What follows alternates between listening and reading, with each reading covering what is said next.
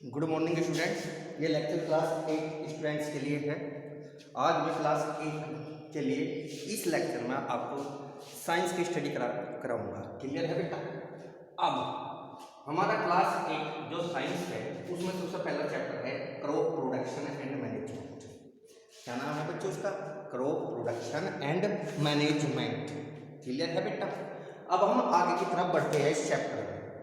सबसे पहले इस चैप्टर के लिए आपको इंट्रोडक्शन का मतलब होता है कि इस चैप्टर में हम क्या क्या चीज़ पढ़ेंगे, किन चीज़ों के बारे में पढ़ेंगे, कौन कौन से मेथड्स होंगे, क्या होगा, उन सभी की एक बेसिक नॉलेज लेना कहलाता है इंट्रोडक्शन।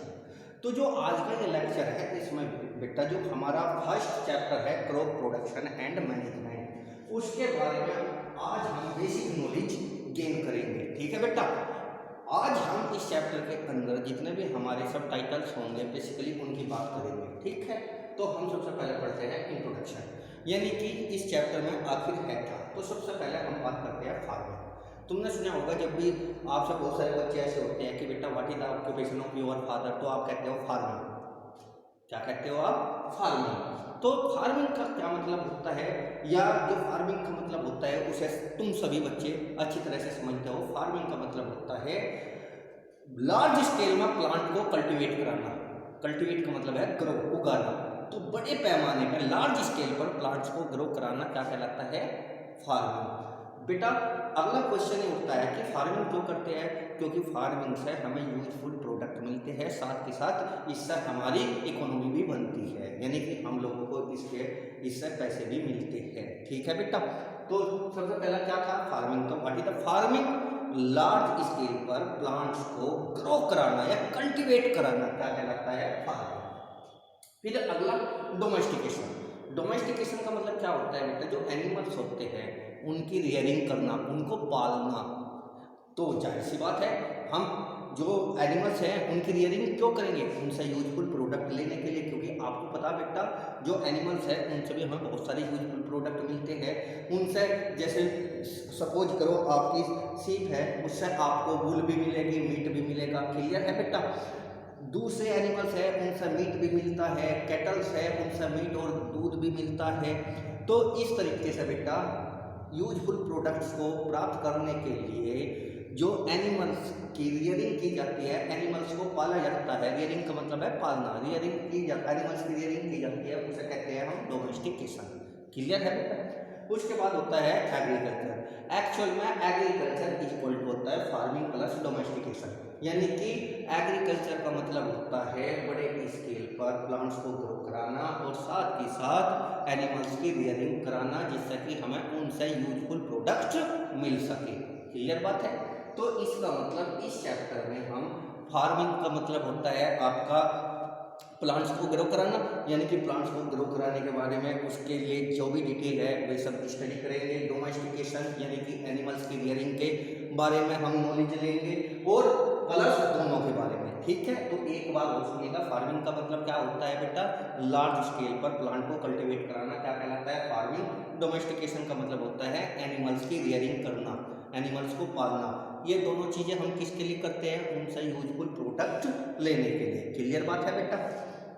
एग्रीकल्चर का मतलब क्या होता है? फार्मिंग प्लस डोमेस्टिकेशन, यानी कि लार्ज स्केल पर प्लांट को ग्रो कराना और रेयरिंग ऑफ एनिमल्स, दोनों को कंबाइन कर देते हैं तो क्या कहलाता है हम लोगों का? एग्रीकल्चर। अब आते हैं बेटा क्रॉप प्लांट्स या क्रॉप्स में।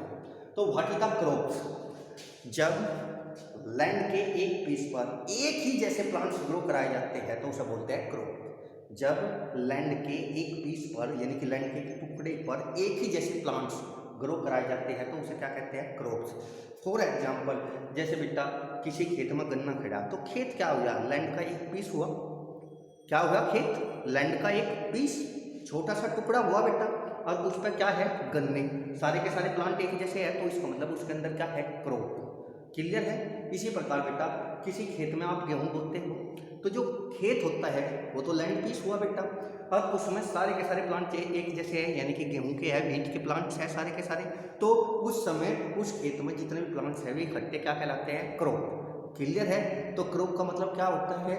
लैंड के एक पीस पर एक ही जैसे प्लांट्स को या सेम प्लांट्स को ग्रो कराना कहलाता है क्रॉप। क्लियर है बेटा।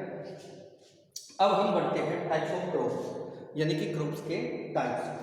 बेसिकली क्रॉप्स दो प्रकार की होती है, एक खरीफ क्रॉप्स और एक रबी क्रॉप्स। सबसे पहले हम लेते हैं बेटा खरीफ क्रॉप्स। खरीफ क्रॉप्स क्या होती है? जो खरीफ होती है ये बेसिकली रेनी सीजन में बोई जाती है। रेनी सीजन जो अभी चला हुआ है, ठीक, जून जुलाई में जिनको बोया जाता है उन्हें क्या कहा जाता है बेटा? खरीफ क्रॉप्स। बेसिकली इन्हें जो हार्वेस्ट करने का टाइम होता है वो होता है सितंबर टू अक्टूबर, यानी कि वे क्रॉप्स जिनको आप रेनी सीजन का मतलब जून जुलाई में तो उगाते हो, और हार्वेस्ट का मतलब है पकने के बाद काटना। हार्वेस्ट कब करते हो? उन्हें सितंबर और एंड अक्टूबर में। तो ऐसी फसल को कहते हैं खरीफ क्रॉप्स। ऐसी क्रॉप्स को क्या कहा जाता है? खरीफ क्रॉप्स। उसके बाद आता है रबी क्रॉप्स। रबी क्रॉप्स क्या होती है बेटा? जो बेसिकली विंटर में बोई जाती है, अक्टूबर और नवंबर के मंथ में बोई जाती है। जो बेसिकली विंटर में बोई जाती है, जो बेसिकली क्या होता है आपका? विंटर का मतलब होता है अक्टूबर या नवंबर में, और जिन्हें हार्वेस्ट किया जाता है मार्च और अप्रैल में, उन्हें कहते हैं हम रबी क्रॉप्स। तो एक बार और सुनिएगा बेटा, इंट्रोडक्शन के इस चैप्टर में है क्या? फार्मिंग का मतलब आप समझ गए होंगे, लार्ज स्केल पर प्लांट को कल्टीवेट कराना। क्लियर बात है। डोमेस्टिकेशन क्या होता है? एनिमल्स की रियरिंग करना। एग्रीकल्चर क्या होता है? फार्मिंग प्लस डोमेस्टिकेशन, यानी कि लार्ज स्केल पर प्लांट ग्रो कराने के साथ साथ जो एनिमल्स है उनकी रियरिंग करना क्या कहलाता है? एग्रीकल्चर। क्लियर बेटा ये बात? तो इसका मतलब हम फार्मिंग, डोमेस्टिकेशन और यानी कि एग्रीकल्चर के बारे में इस चैप्टर से नॉलेज लेंगे। उसके बाद आती है क्रॉप्स क्या होते हैं? किसी लैंड पीस पर एक ही जैसे प्लांट्स को ग्रो कराना या सेम प्लांट्स को ग्रो कराना क्या कहलाता है? आपका क्रॉप्स। क्लियर बात है। क्रॉप्स दो तरह के होते हैं, खरीफ और रबी क्रॉप्स। सबसे पहले खरीफ क्रॉप्स के बारे में, ये बेसिकली रेनी सीजन में, यानी कि रेनी सीजन में बोई जाती है, जून जुलाई में बोई जाती है, और जब ये पकती है, पकने के बाद काटने को क्या कहते हैं? हार्वेस्टिंग कब करते हैं इनकी? सितंबर एंड अक्टूबर में। इसके एग्जाम्पल इसके क्या क्या है? जैसे पेडी, यानी कि आपके जो चावल खेत में लगाते हो, पेडी बोलते हैं उसे। मेज, मक्का, ये आपके किस में आते हैं? खरीफ क्रॉप्स में। अब आते हैं रबी क्रॉप्स क्या होती है?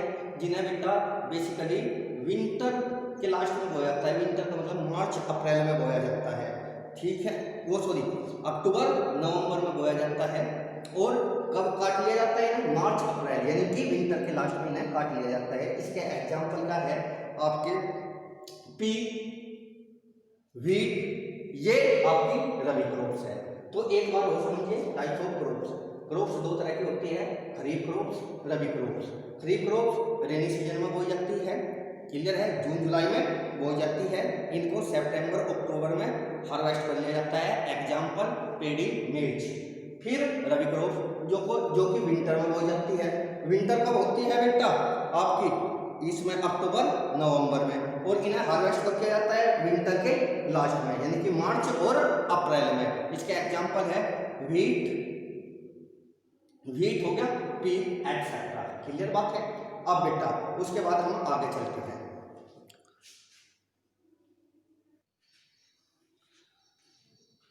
अगला कॉन्सेप्ट है बेसिक एग्रीकल्चरल प्रैक्टिसेस। इसका मतलब क्या हुआ बेटा? जब आप प्लांट्स को ग्रो कराते हो, तो ग्रो कराने के लिए आपको बहुत सारी तैयारियां करनी पड़ती है, आपको बहुत सारी प्रैक्टिसेस करनी पड़ती है। तो क्रॉप्स को ग्रो कराने के लिए आप जितनी भी प्रैक्टिस करते हो, जो भी आप खेत में काम करते हो, वो सब इकट्ठा क्या कहलाता है? Agricultural practices. तो एग्रीकल्चरल प्रैक्टिसेस का मतलब क्या है? वे सभी प्रैक्टिसेस जो कि क्रॉप्स को ग्रो कराने में यूज की जाती है, उन्हें कहा जाता है एग्रीकल्चरल प्रैक्टिसेस। तो एग्रीकल्चरल प्रैक्टिसेस में ये सब के सब जो यहाँ पर लिखे हुए हैं, ये सब के सब मेंशन किए जाते हैं। सबसे पहला है preparation of soil. Preparation of soil का मतलब ये नहीं है सॉइल को बनाना, ये इसका मतलब है कि उस सॉइल के अंदर सीड को ग्रो कराने के लिए क्या क्या कराना होगा, ठीक। वो कहलाता है प्रिपरेशन ऑफ सोयल, यानी कि सोयल को प्लांट्स ग्रो कराने के लिए सुटेबल बनाना कहलाता है प्रिपरेशन ऑफ सोयल। यानी कि समझ गए बेटा, सोयल को प्लांट ग्रो कराने के लिए सुटेबल बनाना क्या कहलाता है, प्रिपरेशन ऑफ सोयल। उसके बाद आएगा आपका selection and sowing of seeds. Selection of seed, selection of seed का मतलब है सीड को सिलेक्ट करना, क्योंकि बेटा आप समझते, आपको पता ही होगा जो सीड्स होते हैं वे कुछ डैमेज सीड्स भी होते हैं, तो अगर आप उन्हें मिट्टी में डाल दोगे तो वे ग्रो नहीं कर पाएंगे, क्लियर बात है, जिससे कि आपको क्रॉप प्रॉपर वे में नहीं मिल पाएगी। आपने भी देखा होगा जब व्हीट का मतलब गेहूँ समझ रहे आप, उसको घर पर बोने से पहले पानी में भिगो कर छोड़ दिया जाता है, और जो हल्के सीड होते हैं, लाइट सीड्स होते हैं, वे पानी पर फ्लोट करते हैं, तैरते हैं, उन्हें निकाल कर फेंक दिया